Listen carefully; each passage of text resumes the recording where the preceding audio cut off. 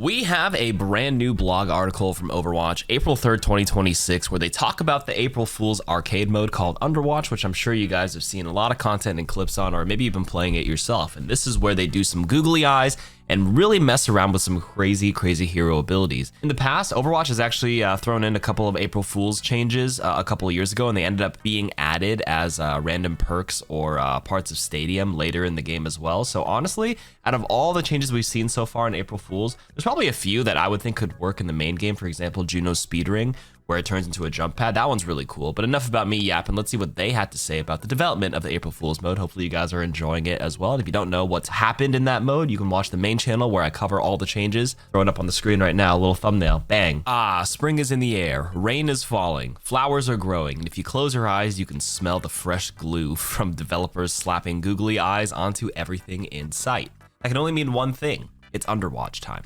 So every year, Team 4 comes together to generate a full patch of frivolities. You know, that's one of those words you type out but never really say out loud. Every year, Team 4 comes together to generate a full patch of frivolities to spread joy and a little bit of chaos in the Overwatch community. But getting this goofy with our favorite heroes takes much more work than you might expect. Today, our devs are walking you through the process of creating the most shenanigan-filled patch of the year. Next subheading, goofs generated.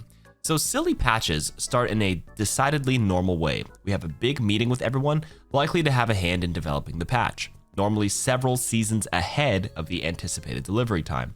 Once a core team of engineers, designers, and producers make administrative decisions, that's when the real fun begins. Folks across Team 4 are then invited to join a brainstorming meeting to pitch their ideas for the next very non-serious Overwatch patch.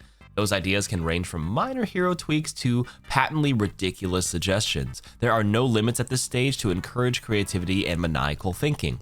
You want Lucio's ultimate to trigger dance emotes for everyone in range? Put it on the list. The core team handpicks a few ideas to run with for each hero, focusing on suggestions that excite them the most. They also queue up pitches that are funny enough to try and make work through coding or development solutions. From there, they implement ideas using existing assets and create a test build for the rest of Team 4 to try. Collaboration quickly churns out additional remixes and riffs, giving the core team more material to work with. The process of coding, testing, and integrating those bonus jokes repeats itself until developers have a substantial build to improve on. Teamwork makes the memes work, and that's doubly true for the patches like Underwatch. Beyond engineers, design teams like VFX and sound are involved from the outset. Once the patch is about halfway complete, the rest of the cavalry arrives. UI, UX, additional engineers, and more staff to dive in to get work done. Animation gets called in once most changes are set.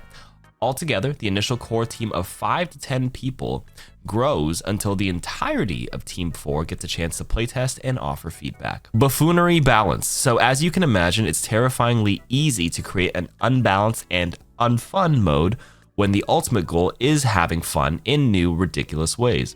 It's also easy to accidentally break Overwatch, which our developers admit has happened when creating early iterations of these silly patches in the past. Devs avoided the dreaded server crash by thinking about the parameters available to them. Each hero has a certain amount of assets they can have in the game at a time.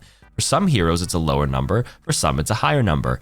If a hero has a simple base kit without a lot of extra bells and whistles, the team has more room to get wild with additional assets. Heroes with more complex kits or higher native asset loads are limited to fewer obvious physical changes for the patch.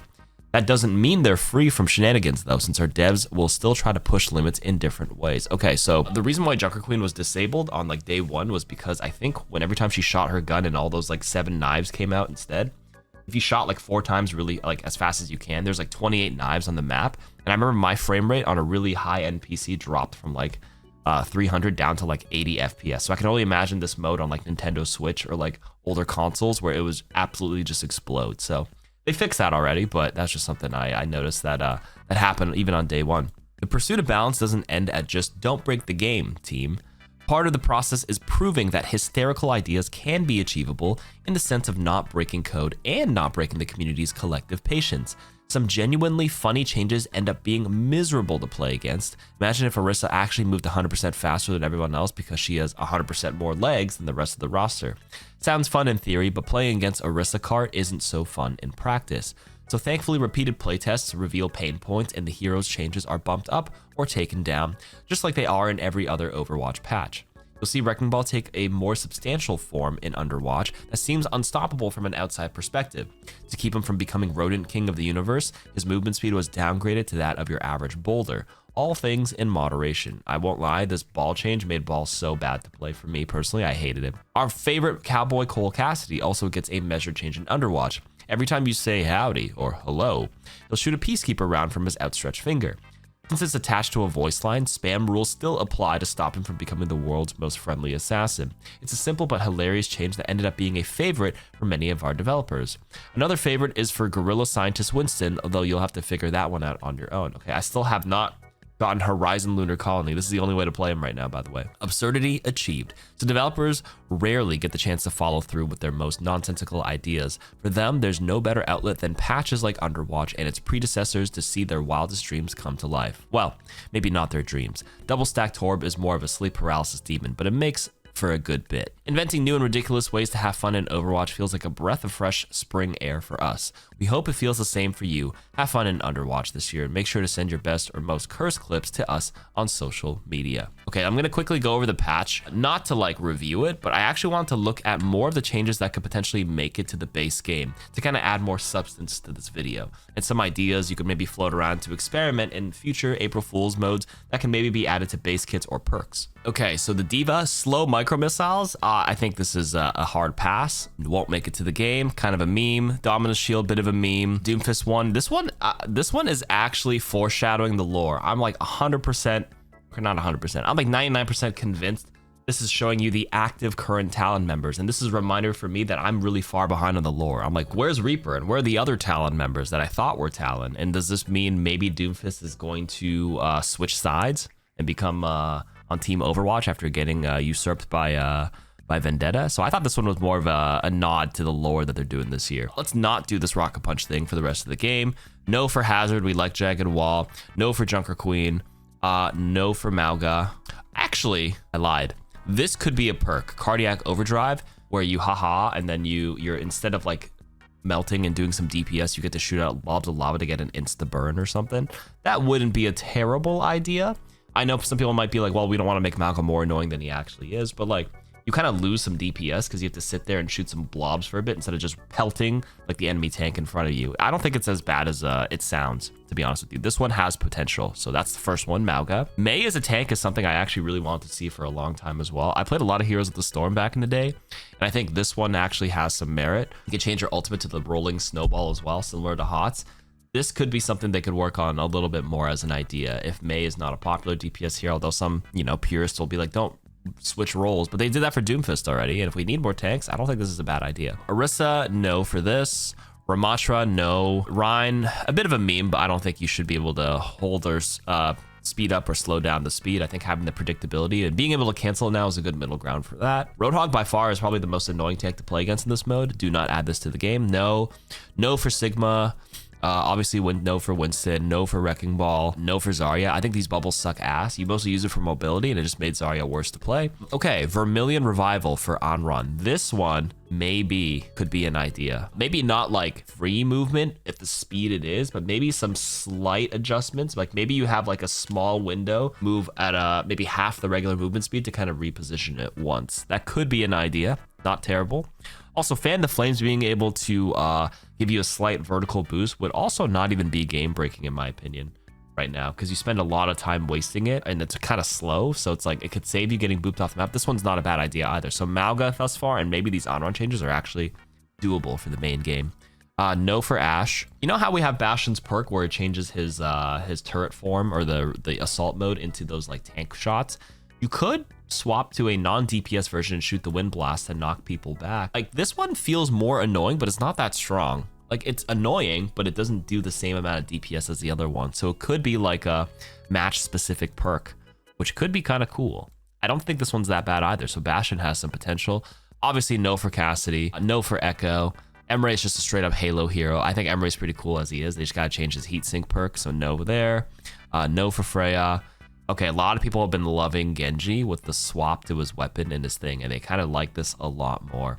I actually think his ultimate is not very good as a shuriken, It's an idea. Energy Slash feels too similar to Vendetta's projected edge, but the idea of having just another melee DPS hero swinging the sword like that with the mobility that Genji has, I don't think this would ever be in the game, but I wouldn't be opposed if that ever happened. Like a Genji, maybe like some lore bit, because like Genji actually has another twin brother in the Shimada clan that does the opposite, like a 2-for-1. It would be Ijneg, his name backwards. I don't know. I'm trying to think right here.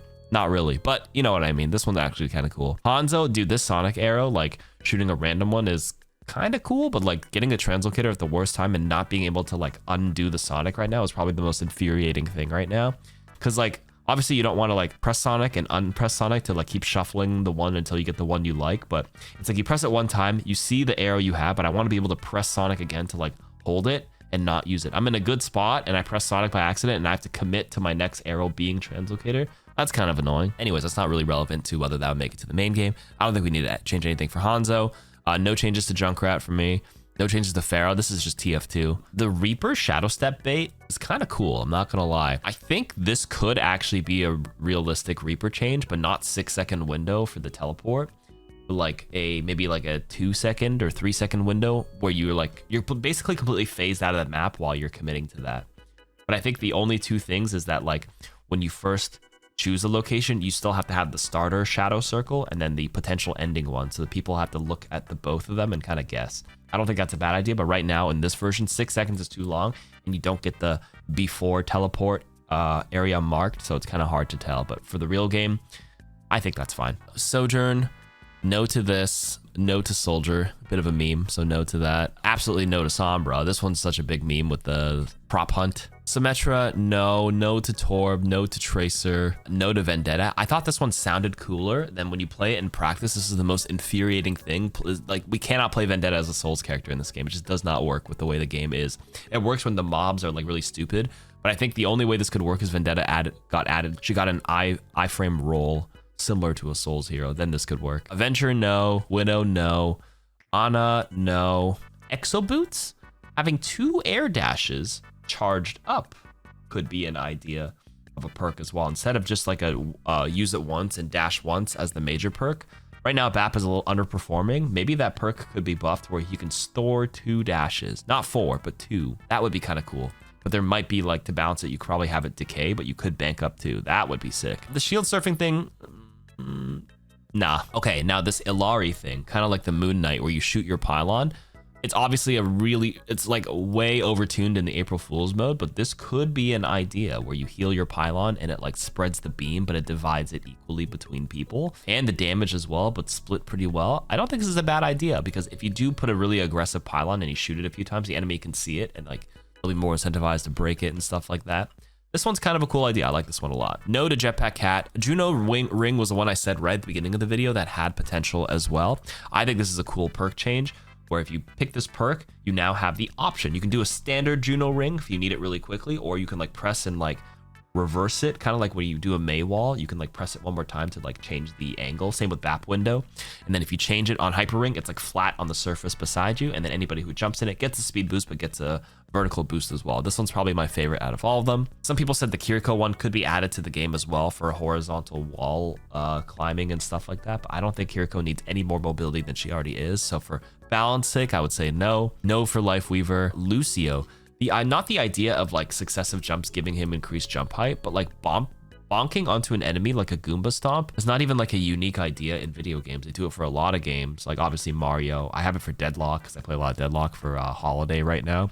Jump on a person's head and you'd like do some damage. In previous years, I think if you like did drop the beat on someone's head, it would like instantly kill them. Or that was May's change with the ice block, if I remember correctly. But in any case, the point stands. I think if you hop on someone's head, maybe you can do like 10 damage and do a slight knock down, maybe? That could be an idea. We'd have to tune it up or balance Lucio in other ways, but I think that's a cool addition to him. So there's another idea. Mercy being able to G8 enemies, it wouldn't be called Guardian Angel, just be called enemies are no angels. Only your teammates are angels. Resurrect being like has an alternate use to do offensive damage could be a perk idea.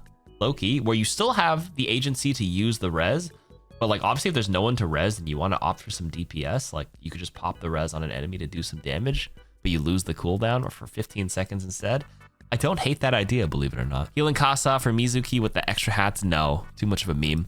I have not played Moira this mode, but some people said throwing the orb onto an ally is actually kind of a cool idea, but like, instead of a free-floating orb, if you opt to throw it onto an ally, it would have to have like reduced effects on the damage and the healing portion of it. But I don't think this is a bad idea either. This one's kind of cool for Moira. Guardian Wave being charged up to make it a little bit stronger is also a cool idea. I think the only way to balance this is to like maybe make it so he's easy to shoot while he charges up. Like the charge up can be like maybe like a 20 to 30% boost, not doubling it like it currently is on this patch, but holding it a little bit longer for a little bit extra strength, but like locking you in a fixed animation so you can be headshot is like the counterplay to it. Wouldn't be a bad idea either. So we have a couple of ideas we're cooking here. And then for Zenyatta, I have not tried him yet. It seems like it's kind of bad off the initial rip, but I don't really have any impressions on this, so I'm going to say no for now. So yeah, a couple of ideas that they could be cooking with this. If you guys have any other ideas with what they've done with this April Fool's or previous April Fool's modes that Overwatch has done that could be added to the base game, whether as a perk or into their kit, let me know. And that's it for this video. Thanks for listening to me yap. I haven't uploaded on this channel in a bit, but we're back. See you guys next time.